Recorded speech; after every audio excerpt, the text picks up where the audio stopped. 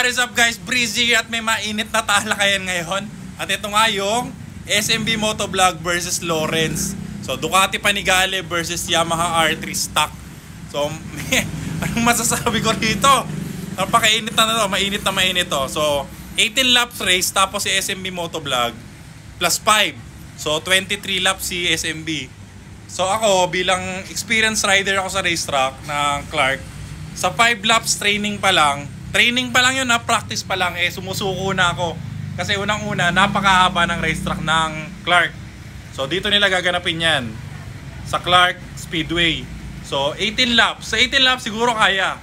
Pero yung plus 5, tapos kailangan may kakarera ka o may kasabayan ka, medyo mahirap to. Pero sino ba ako? Baka naman talaga determinado si SMB. Ayan.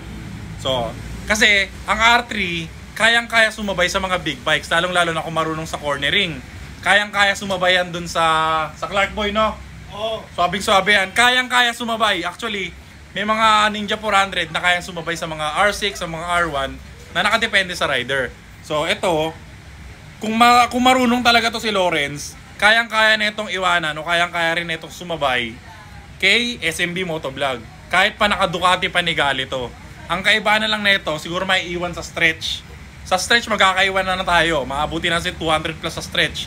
Tapos, pag hindi naman ganun kagaling si SMB sa cornering, may iwan siya, o mahahabol siya at mahahabol, madidikitan sa cornering ng Yamaha R3. So, sa dami ng napanood ko ng mga malulupit yan sa Clark race sila.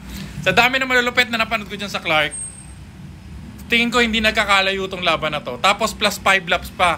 Sa plus 5 laps na yun, dapat maiwanan mo tong Yamaha R3. Kasi sa plus 5 laps na yan at naabutan ko, nadikitan ka ng R3, talo ka na kagad dun. So, sabi nga nila, yung plus 5 laps, parang ano to, over. Kung plus 3 pwede pa pero plus 5. Pero sige, baka mahusay talaga si SMB na ngayon. Pero ang akin lang, ibang-iba ang kalye sa racetrack ng Clark International Speedway. Ibang-iba talaga. So hindi ko ginajudge si SMB sa capabilities niya. Alam ko malupit si SMB. At yan nga, kamotiking natin yan when it comes sa endurance. Idol natin yan, malupit yan sa kalye. Pero usapang racetrack kasi, ibang-iba talaga. Although malaya kang gawin lahat doon, pero nakadepende yan sa capabilities ng rider, hindi sa motor.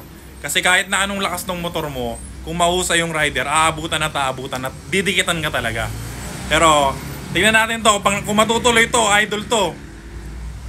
Kung ako naman, kung tatanungin nyo kung saan ako pupusta, siguro kay Boss SMB ako, kay Boss SMB. Ayan. Kasi Ducati Panigale sa stretch